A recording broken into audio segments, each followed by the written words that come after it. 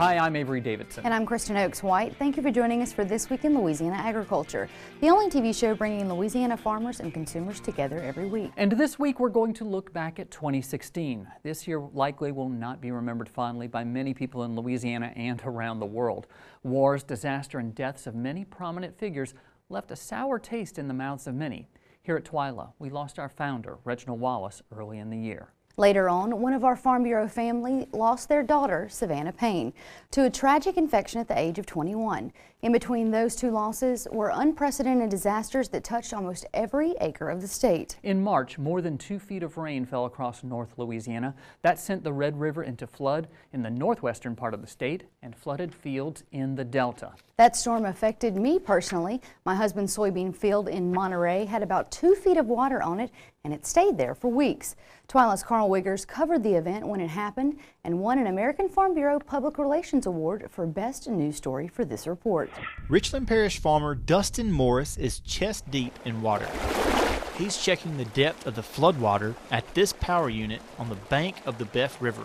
Here you see what Morris had to do to save that power unit from being washed away. That's a massive spray rig pulling it out of the rushing waters. It's a flood of epic proportions, it really is. All this is just from having so much rain at one time, it doesn't have a way out. And so I think that our communities are suffering more now than ever, more than any hurricane that I've ever seen in my lifetime, and more than in '91. By boat, Morris's father-in-law, Congressman Ralph Abraham, gets a first-hand look at the damage caused by so much rain in a short amount of time. I've been from certainly the northeast part of the state all the way down to the Florida parishes and some in between there, and I've seen devastation everywhere I've gone. I've seen more water in this event than I've ever seen as a Louisianian in my entire life. While Abraham knows his votes in Washington, D.C. will help the farmers and ranchers in his district, the sandbags he's carrying now will do so much more. Unfortunately, we have had loss of lives, and I can only imagine the damage of loss of livelihood when we start assessing and adding up those figures. It's going to be monumental. From the air, you get a full view of the damage. Water covers the roots of trees in this orchard. Fields near Sterlington, covered entirely with water, sit next to houses where no one can live because the flood has taken them over. Even the house of God, this church, was not spared from the damage caused by rising waters. Despite the damage, Morris is prayerful and thankful. You know, at this point in time, we just got to be patient and be thankful that we didn't plant the whole farm. Morris had only planted 300 acres of this field before the rain started. He'll likely have to replant everything here once the water recedes. This is minor in the big picture. There's people losing their homes. Our closest neighbor has 4 feet of water in their house right now. And so when you take that into perspective, having a few acres of corn underwater isn't nearly as bad as it could be. All of our fields are completely submerged. I mean, there's very few fields that are actually left outside the water. I mean, it's completely submerged. Elliot Colvin is a farmer. His fields are also underwater, but he's thinking about his neighbors. Farmers are the lifeblood of our community. Typically, they're the first people that are called. I mean, everybody knows a farmer in our area, in our rural areas. You know, and farmers are such a vital part of our local communities, and usually they know to lean on them first. Now, just as the water stayed in my husband's fields, floodwaters also covered pastures where cattle would graze. That killed the grass and ruined hay that ranchers would put up for the winter. That's when the Louisiana Farm Bureau Livestock Committee sprung into action and organized the Hay Clearinghouse, a way to get hay from ranchers in the south to their flooded counterparts in the north. With the rev of a Ford diesel engine, kindness from the south begins rolling north. We're on last trip going up there. Mark Angel is taking his third load of hay from his Brobridge home in St. Martin Parish to cattlemen affected by the flood of 2016 in Red River Parish. Hard to swallow sometimes when you drive up, especially once you get north of Natchitoches, seeing all the water on both sides of the interstate, and some of the cows are standing in the middle of a pasture with basically about a half an acre of ground that's dry and nothing to eat, that kind of makes you decide that these people need help. And yes, some of the farmers probably will not make it after this water clears up. Through the Louisiana Farm Bureau's hay clearinghouse, Angel donated 154 bales of hay. 52 of those are en route on this final trip up I-49. Help them out, man. That's what it's all about. The real work begins when Angel and Red River Parish rancher Jason Anderson begin unloading all of this hay. It's here, near Lake End, just north of the city of Natchitoches on Anderson's farm, where the hay is taken off the trailer, rolled to just the right spot to stay dry, and dropped into place. We are really accessible right off of the highway, so I thought a good way to help everyone else would be to just stockpile some hay here on the farm, right here off the main road that's easily accessible to, and if they need it, they can come get it, themselves, or we can get it to them, and just some to try to help. Anderson says his 200 head of cattle are fine, as are the 800 head owned by his father and brother.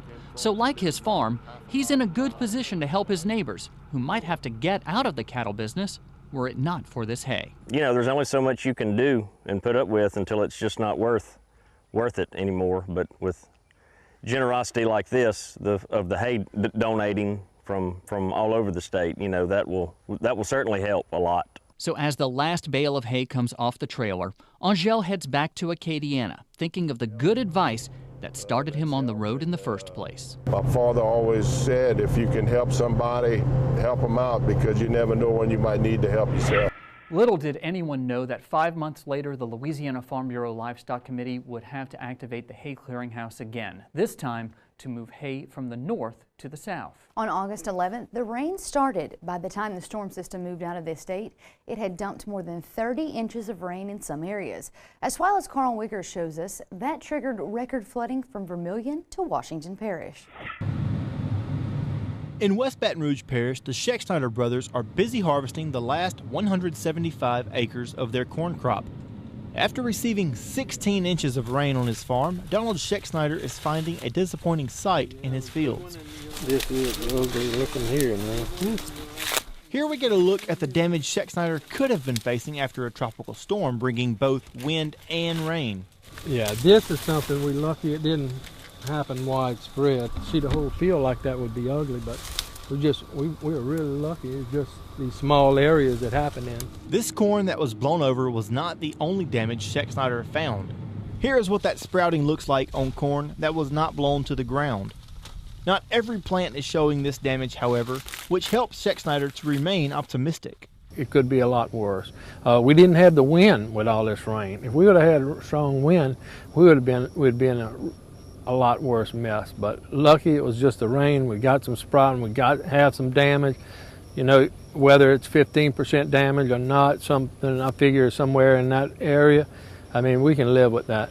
The good news for Scheck-Snyder is that this combine is in the field. A few miles down the road, soybean farmers are not as fortunate. The only way to get through these soybeans are wearing knee-high boots. That's all underwater.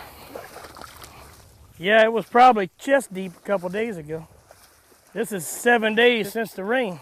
You almost forget that it gets this bad at times. Clayton Hurdle farms around 1,000 acres of soybeans in Iberville Parish. Like Scheck-Snyder's corn, Hurdle has beans that are ready for harvest.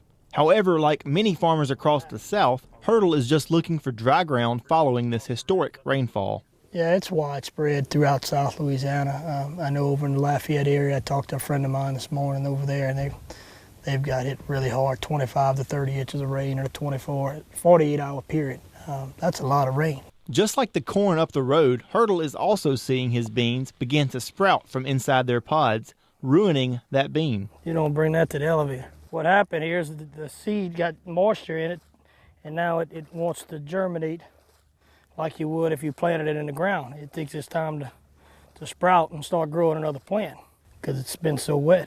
A painful reality for Hurdle is the money that has gone into producing these soybeans, which he considered to be a bumper crop.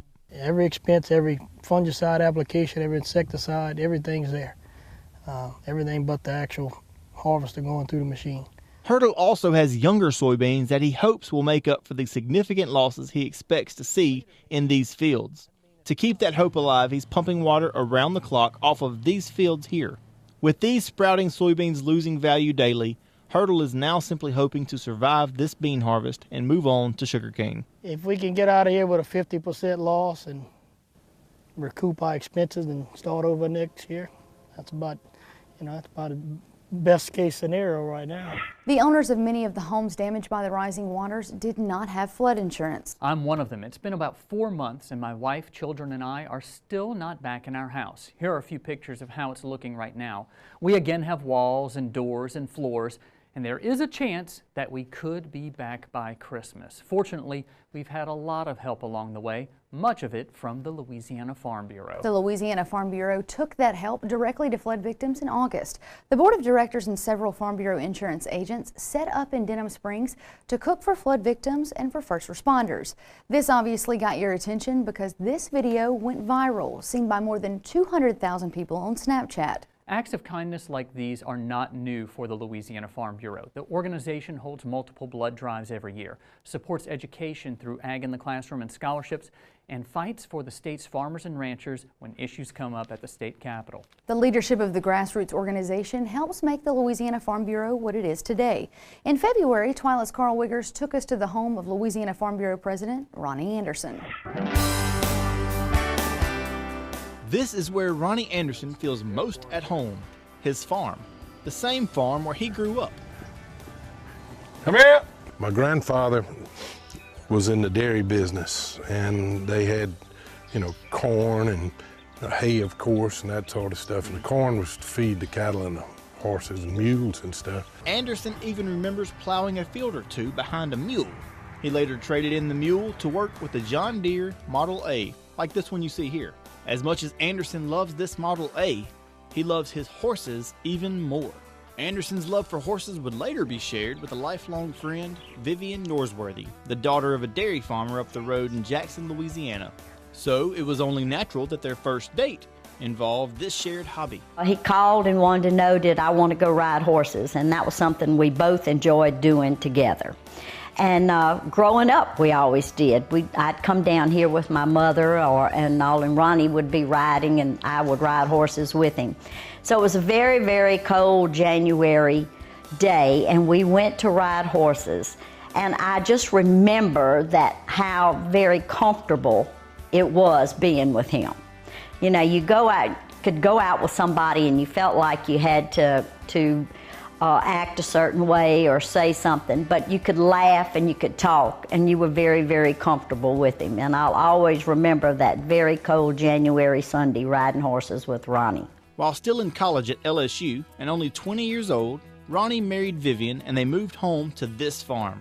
Anderson took over the family dairy and continued to spend 25 years in the industry. Anderson now raises beef cattle.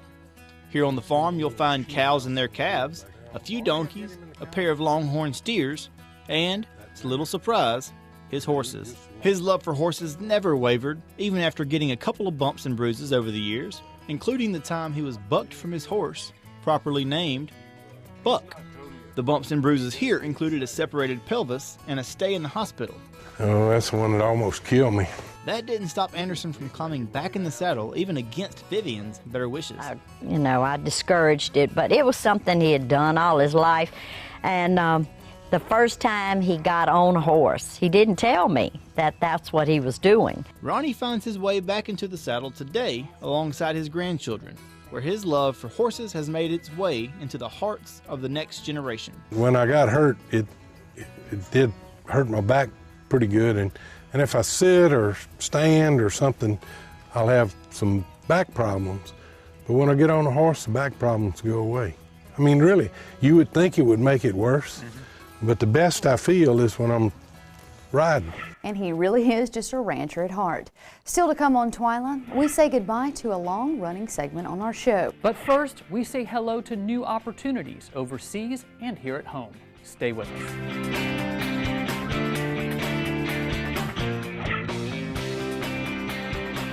The death of former Cuban leader Fidel Castro is bringing talk of trade with Cuba back into the spotlight, especially following a tweet by President-elect Donald Trump. Following Castro's death, Trump sent the message that he would terminate all normalization deals with the island nation if, quote, Cuba is unwilling to make a better deal for the Cuban people, the Cuban American people, and the U.S. as a whole. Louisiana Commissioner of Agriculture and Forestry Dr. Mike Strain supports opening agricultural trade with Cuba and has twice visited the island nation. He believes domestically Congress will follow Trump's lead on whether or not the U.S. will open trade with Cuba. However, Strain says the Cuban government may now be more open to normalize relations. The Crawford Act is a bill before Congress that would allow banks to lend Cuba money to buy agricultural goods. It has yet to go before the House for a vote. The Louisiana Farm Bureau Federation is the nonprofit organization which brings you this show every week, where we tell the story of Louisiana's hardworking farmers and ranchers who provide us with the best food and fiber in the world. Now, this is not the only place we tell that story. Last month, we began an online segment called Grassroots Government. Here, Louisiana Farm Bureau's legislative specialist, Joe Mapes, will give an update on things happening at the Capitol and let us know about issues facing consumers and farmers alike.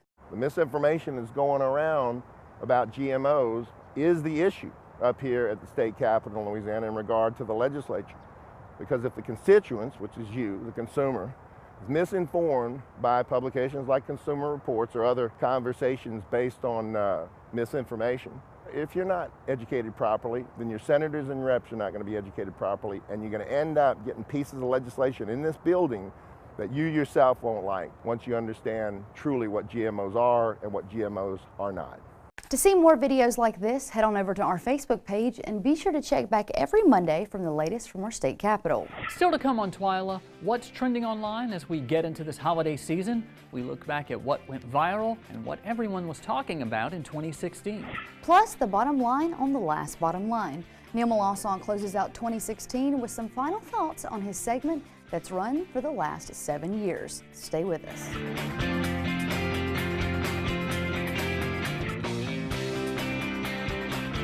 One of the big changes we had this year on TWILA is in the production of this show. Since 2008, I've been the executive producer for TWILA as well as one of the reporters. Well, here, 8 years later, I'm turning that over to our own Neil Melancon. I won't be going anywhere as co-host, at least I hope not, unless Kristen has me fired. I'll still be here to bug her. Maybe she could get me fired.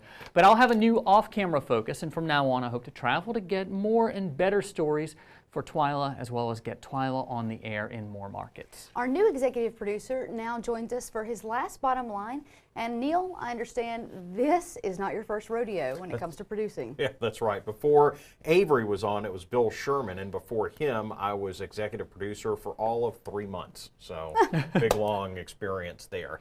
But I had an even less idea of what I'm doing, what I was doing then. At least I was able to get the show on the air. See, back then, there were a lot fewer of us to produce the show. I never really trained to be on air. My background was in journalism for print media. When I got hired by Farm Bureau, my job was to produce written works, especially for the newspaper. It's a job I still enjoy doing, but as time has gone on, I've gotten increasingly involved in the TV show. Our former boss, Mike Dano, loved doing the show more than anything else and made it his priority. Before then, I had really only dabbled in the show, doing the occasional stories as it came up, but leaving the bulk of the work to those professionally trained in it. Shortly after Avery took over, I approached him and Mike to pitch The Bottom Line, a segment on the economics of agriculture. For the last 7 years, I've tried to relate the important issues that drive both agriculture economics and the way it affects you, the consumer. In that time, social media and information widely available online has done much of the job for me these days. That's not to say that there's not a place for that on this show for that information. There is. We have a lot more staff now, though, and a lot more resources, so it will be told each week through the stories that we do. As executive producer, my job will be to do what Kristen and Avery told you at the start of the show, like they do each week, to connect consumers to farmers. So, my last bottom line is, the buck stops here with me as far as this show goes. If there's a problem, let me know about it. If there's something you'd like to see, please tell me. If you want to know more about anything we cover, I'd really like to hear from you, our viewers. I won't be going anywhere, really. I'll still do the show, and I'll still do stories there. It's only my focus that's changed. I'm committed to bringing you the best stories in the state and beyond with the same quality you're used to from Avery, who just did a fantastic job these last 8 years. Between him, Mike, Kristen, AJ, Bill, and some of you might remember David Langley, I've learned from the best in the business.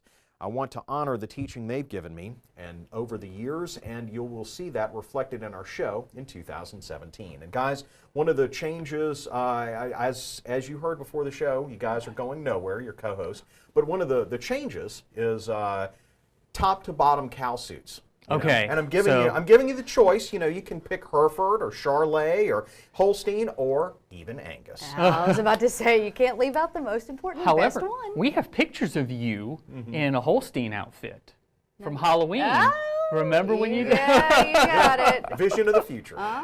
Well, we're looking forward to the future with you at the Reins. Thank you very much, Neil Melanson. Now it's time for our year-end wrap-up of Trending on TWILA. This week, we'll take a look back at all of the top stories you guys were talking about on social media in 2016. The 2016 election was undoubtedly the biggest news story on social media this year. In fact, it's still a story that's still trending online as the country continues to fester over one of the most divisive elections in history. But here in Louisiana, Mother Nature trumped the presidential headlines. Not one, but two catastrophic flood disasters dominated our news feed for much of this year.